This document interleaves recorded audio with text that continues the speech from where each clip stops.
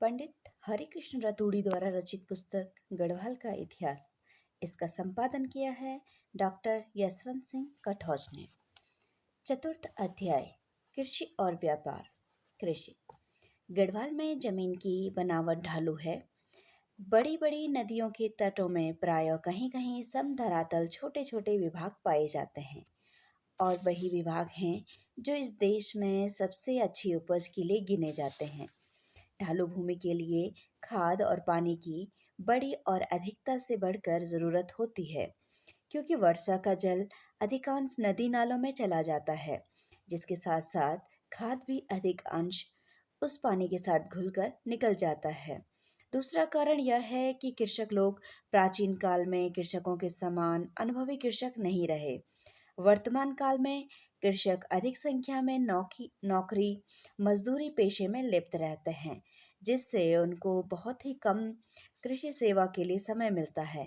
कहावत है, खेती खसम सेती।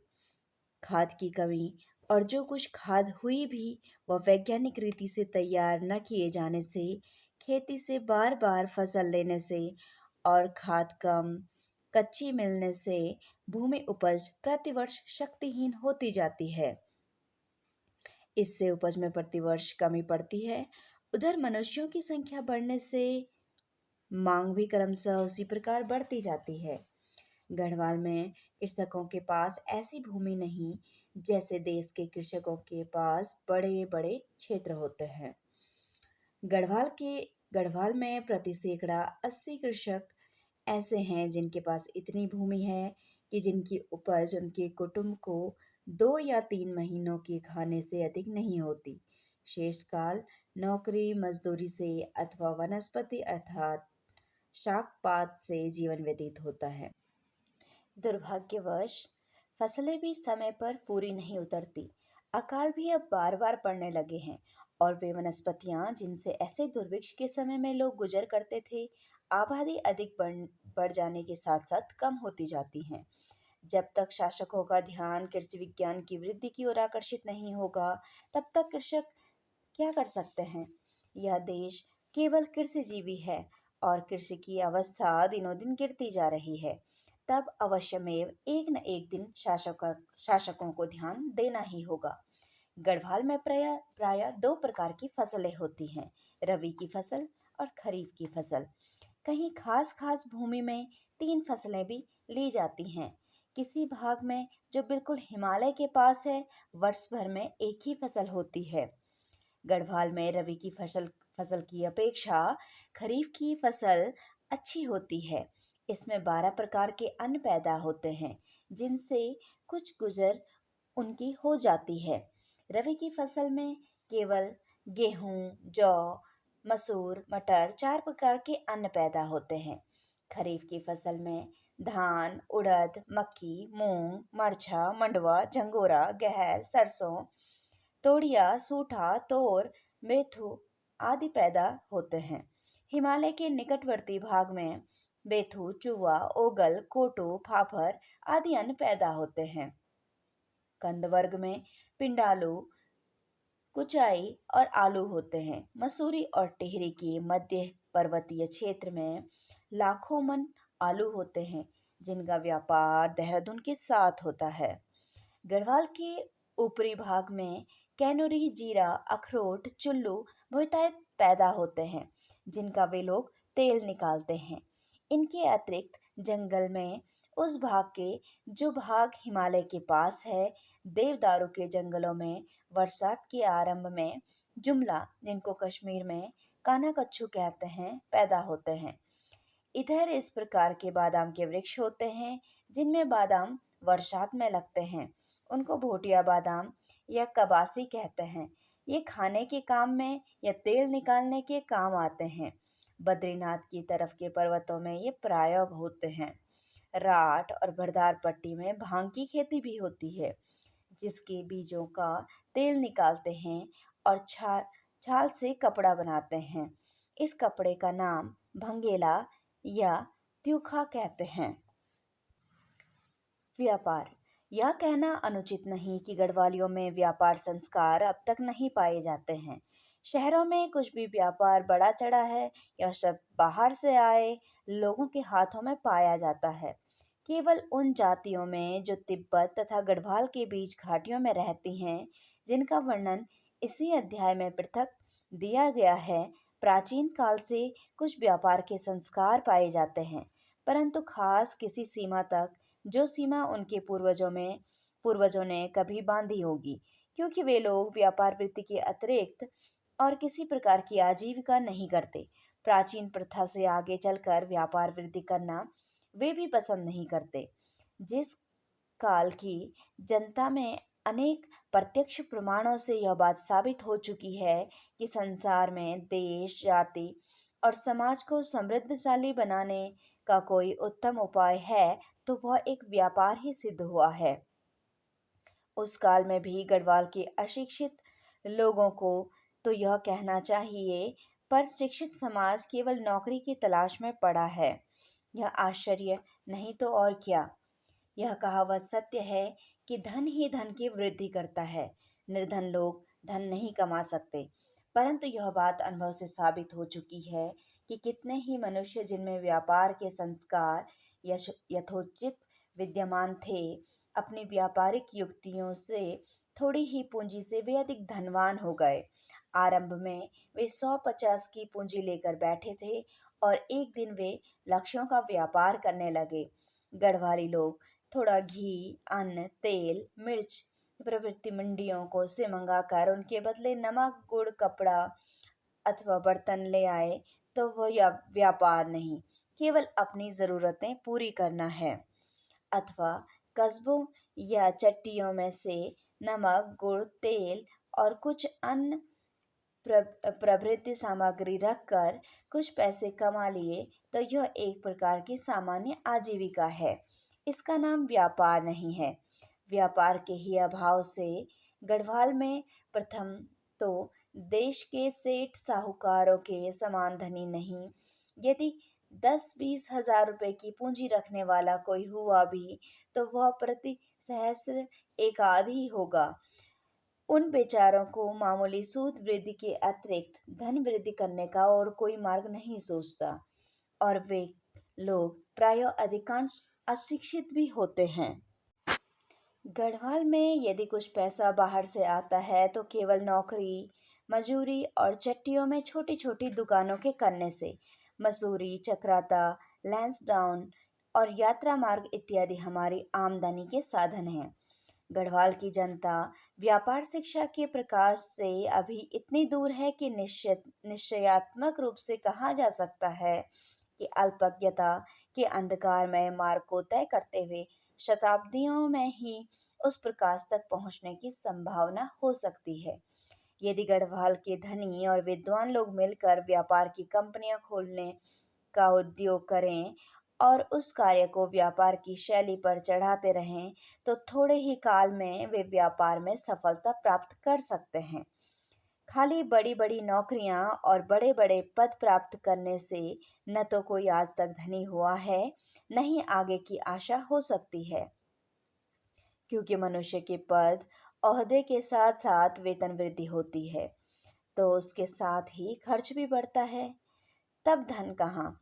यह बात जुदी है कि घूस, रिश्वत, चोरी, बेईमानी आदि निंदित कर्मों द्वारा कोई पूंजी कमाई जाए भी, तो उसे धन कमाना नहीं कहते, बल्कि उसे पाप कमाना कहना चाहिए।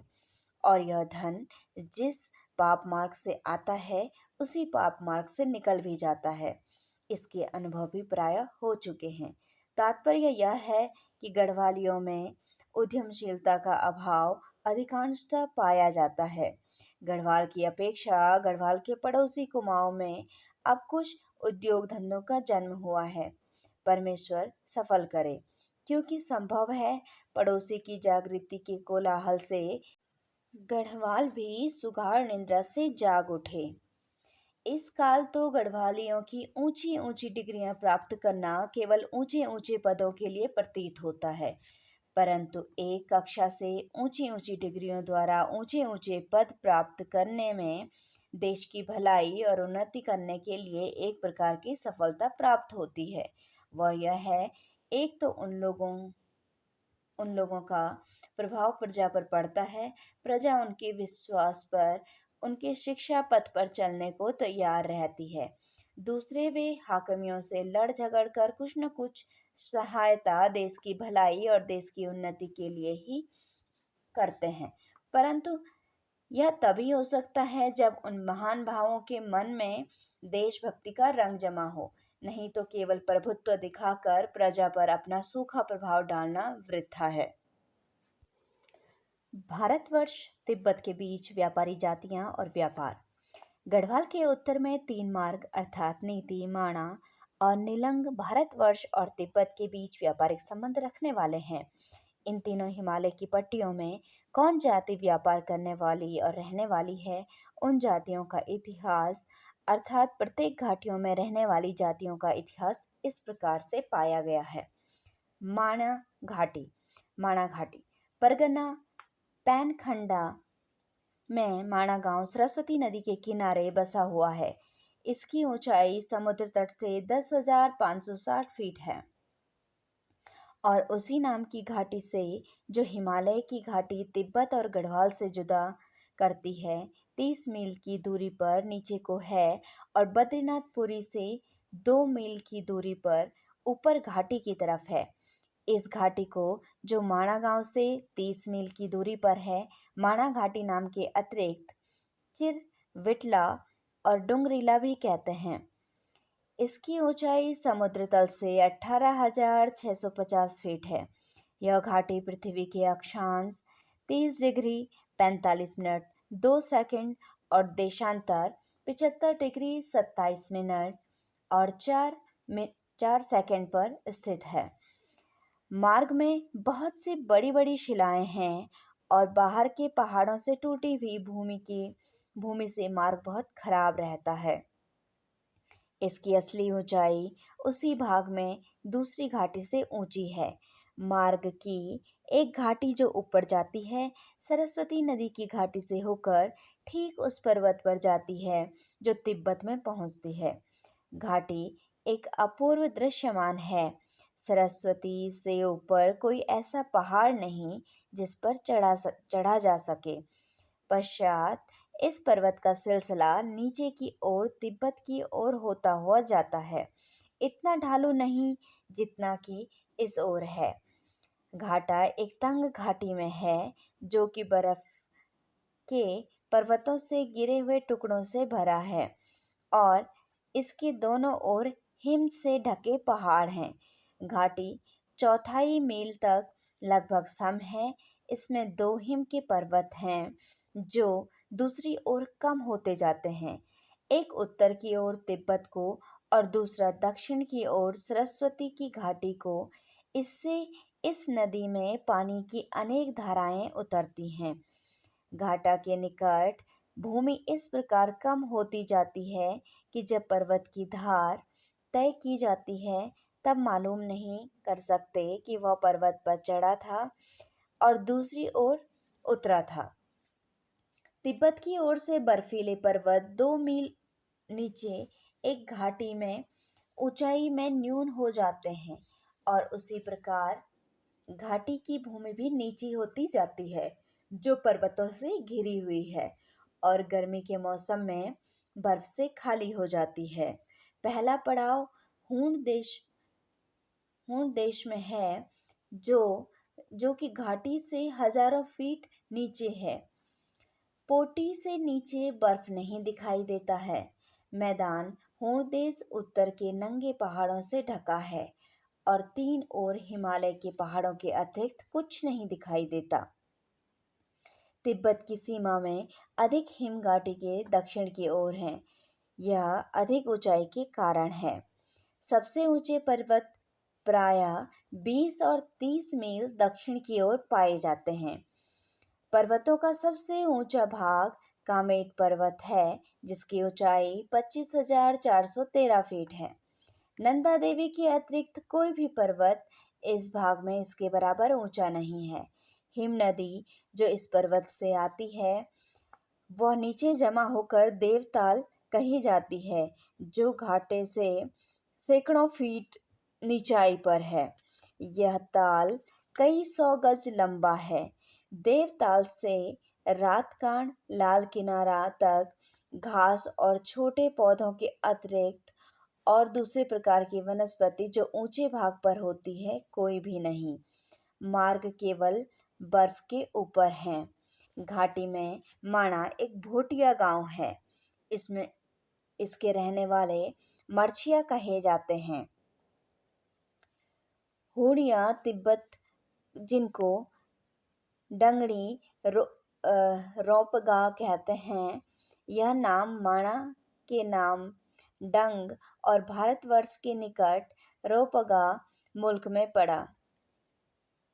दूसरे गांव के निवासी भोटिया नहीं हैं और दक्षिणी परगने के लोगों से मिलते जुलते हैं। उनका मर्छियों के साथ मिलने जुलने से खसिया लोग उनको न्यून दृष्टि से देखते हैं।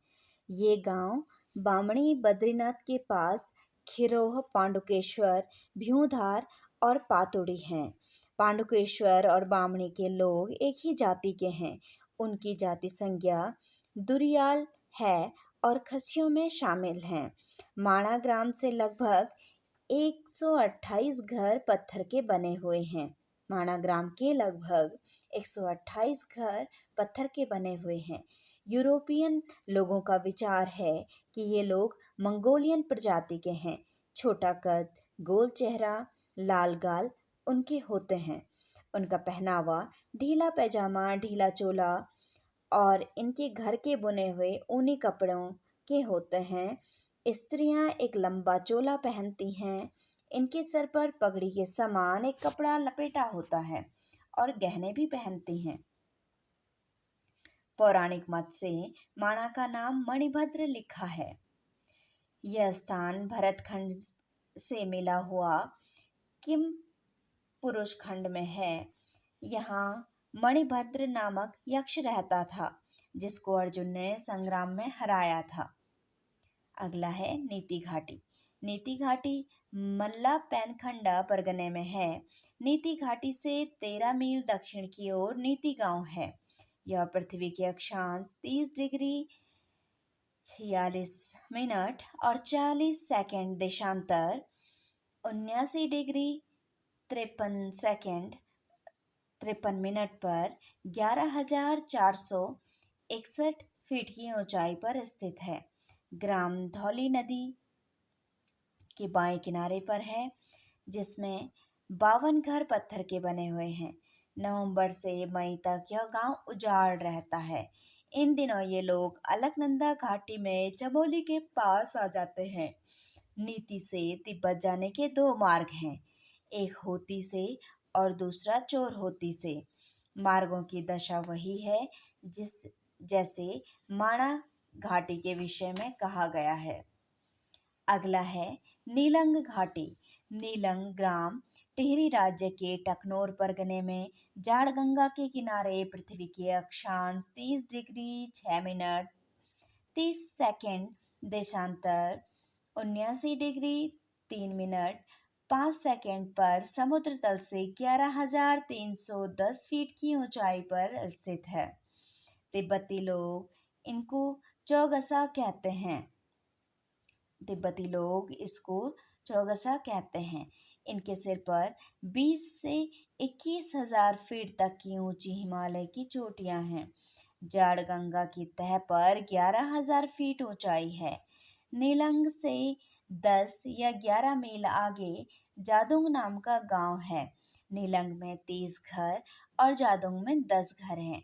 जादुंग के रहने वाले नीलंग के अधीन हैं। वहाँ छोटी छोटी सुगंधित घास के अतिरिक्त जिसकी गंध से कुछ नशा भी हो जाता है और कुछ नहीं। नीलंग के 3 मार्ग तिब्बत की ओर जाते हैं, अर्थात पश्चिम की ओर थांगला घाटी, पूर्व की ओर शांग चोकला घाटी। तीसरा मार्ग रेठल होकर जाता है, परंतु अधिक कठिनाई के कारण उस मार्ग से कम आना जाना होता है।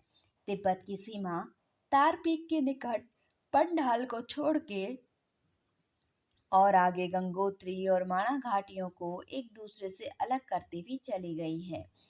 यहाँ से आगे नीलंग के सामने ऊपर की ओर झेलू खागा घाटी होती हुई विसहर की सीमा तक चली गई है।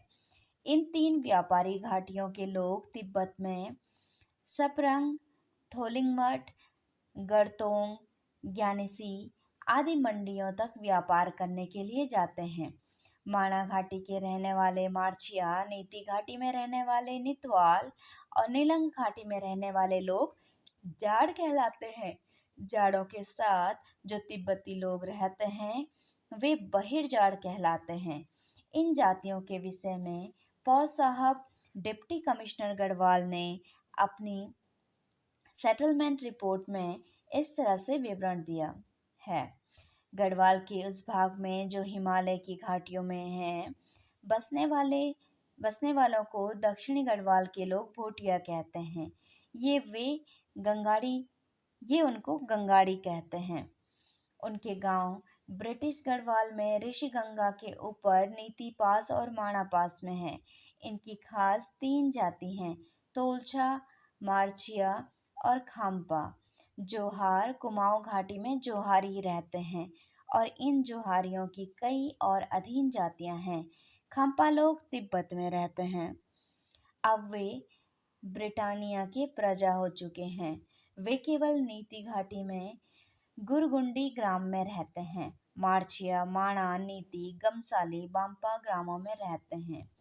टोलचिया मार्चिया के ग्रामों के नीचे ग्राम में रहते हैं।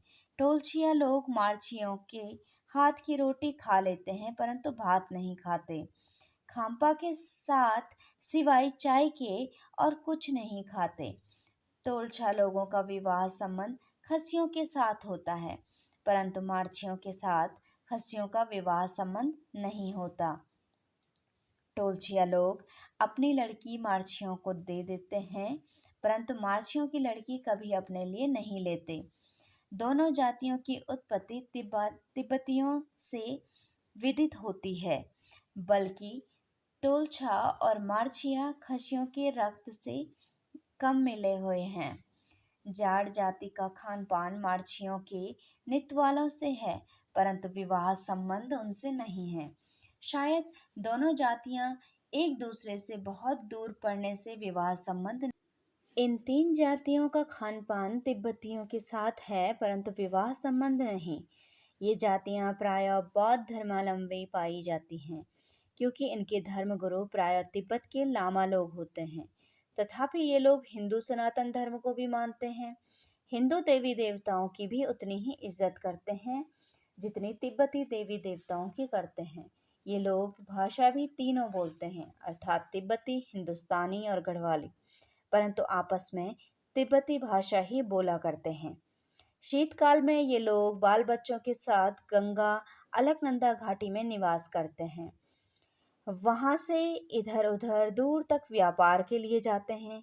ये व्यापार के लिए अब दिल्ली तक भी चले जाया करते हैं। मई जून में अपने गांव को चले जाते हैं। वहां बाल बच्चों को रखकर जुलाई से अगस्त के अंत तक 2 महीने तिब्बत में जाकर व्यापार करते हैं। इस अरसे में ये कई फेरियां करते हैं और व्यापारी माल जमा करते हैं। इससे हिमालय की घाटियां इनकी भेड़, बकरी, गधे और घोड़ों से भरी रहती हैं। ये लोग उस काल जब उनका व्यापार एक बंधी हुई अवस्था में था और लकीर के फकीर थे, केवल नमक, सुहागा, चंवर, निर्विशी इधर को तिब्बत से लाते थे और वही माल देहरादून, कोटद्वार तक अन्न और नकदी के साथ बदल और बेचकर अन्न तिब्बत की ओर ले जाते थे। अब इन लोगों के बीच तिजारती हौसले ने कुछ कुछ वृद्धि की है। अब कुछ वर्षों से ये लोग भारतवर्ष से अन्न, ऊनी, सूती, रेशमी कपड़ा, मेवा, मीठा, विसात खाना इत्यादि अनेक वस्तुएं तिब्बत को ले जाते हैं और बदले में नमक, सुहागा, चंवर, निर्विसी, कालीन, आसन, गलीचे और दूसरी ऊनी और पश्मीना के कपड़े, ऊन, अकीक, पिरोजा, घोड़े और दूसरी चीन तिब्बत की बनी हुई बहुमूल्य वस्तु तिब्बत से भारतवर्ष को लाते हैं। तथापि यह कहा जा सकता है कि इतना व्यापार बढ़ जाने पर भी जितनी मालदार यह जाति पूर्व काल में थी, अब नहीं। तिब्बत गवर्नमेंट के व्यापार संबंधी नवीन नियमों ने तिब्बतियों के व्यापार में कुछ गड़बड़ी डाल दी है। जिससे भारतवर्ष के व्यापारियों को तिब्बत में कष्ट उठाना पड़ता है। लॉर्ड कर्जन ने भारतीय व्यापारियों के कष्ट को दूर करने के लिए सन 1904 में एक दल तिब्बत मिशन के नाम से कर्नल यंग हस्बैंड की अधीनता में तिब्बत भेजा। जिस मिशन में गढ़वाली लोग अधिक थे, बल्कि मिशन के साथ गोरखा और गढ़वाली पलटनें भी थी। ज्ञानसी आदि स्थानों में एकाध लड़ाई भी तिब्बत सेना के साथ हो गई थी। पश्चात मिशन ने तिब्बत की राजधानी लहासा पहुंचकर दलाई लामा के साथ नई संधि की और उस पर दलाई लामा के मोहर हस्ताक्षर हुए। तिब्बत सरकार ने व्यापार संबंध में नवीन नियम प्रचलित किए थे, उनका अमल भारतीय व्यापारियों पर से उठा दिया था और ब्रिटिश व्यापारियों की व्यापार रक्षा के निमित्त सरकारी महकमा काश्त और तिजारत ने अपने एजेंट तिब्बत की उन जगहों पर रख दिए हैं जहां भारतीय और तिब्बती व्यापारियों के बीच व्यापार होता है। इस ओर का एजेंट गढ़तोक में रहता है, जिसका काम है तिब्बती अफसर चापरू जंग के साथ उन विवादों को तय करना जो दोनों ओर के व्यापारियों के बीच पैदा हों और व्यापारियों के व्यापार में सहायता देना, उनकी रक्षा करना और सरकार को व्यापार संबंधी रिपोर्ट करना इत्यादि। इस प्रकार हो जाने पर भारतीय व्यापारियों का व्यापार अच्छी तरह से चल रहा है। ये लोग माल का आना जाना भेड़ बकरी घोड़े गधों की पीठ पर लाद कर करते हैं, परंतु अधिकांश भेड़ बकरी ही काम में लाते हैं। एक भेड़ या बकरी 12 सेर से 20 सेर तक का बोझा उठा लेती है। ऐसे ही एक गधा 25 से 32 सेर तक का बोझ उठा लेता है। घोड़ों पर माल कम लादा जाता है, वे प्रायः सवारी के काम देते हैं और उनकी तिजारत होती है। याक जोवा एक किस्म की तिब्बती गाय की नस्ल है। उस नस्ल के बैलों पर भी बोझ लादा जाता है। मादा से दूध लेते हैं, जो एक गाय एक भैंस के बराबर दूध देती है। एक गाय का मूल्य 50 रुपये या इससे अधिक होता है। एक घोड़ा या घोड़ी की कीमत 100 से 300 तक होती है। इनसे वे लोग बच्चे भी लेते हैं। ये घोड़े पहाड़ी मार्गों में आ जा सकते हैं। सुरा गाय तिब्बत में होती है। उसका व्यापार नहीं होता, किंतु उसके पूंछ चंवर होती है, इसलिए उसको चंवर गाय भी कहते हैं। इसको यहाँ लाने में बड़ा कष्ट होता है, खर्च भी अधिक पड़ता है। यह गाय बड़ी तीक्ष्ण स्वभाव की होती है, इससे यह खतरनाक भी है। मनुष्यों पर आक्रमण कर बैठती है। इसके नर और भी खतरनाक होते हैं। इनके कुत्ते भी बहुमूल्यवान और बड़े साहसी होते हैं। एक जोड़ी कुत्ता रात्रि को वन में 1000 भेड़ बकरी की रक्षा कर सकता है। इसलिए वे लोग कुत्तों को रखते हैं और उन पर पुत्र से भी अधिक प्यार रखते हैं। ये था व्यापार से संबंधित अध्याय 4। मिलते हैं अगले अध्याय में।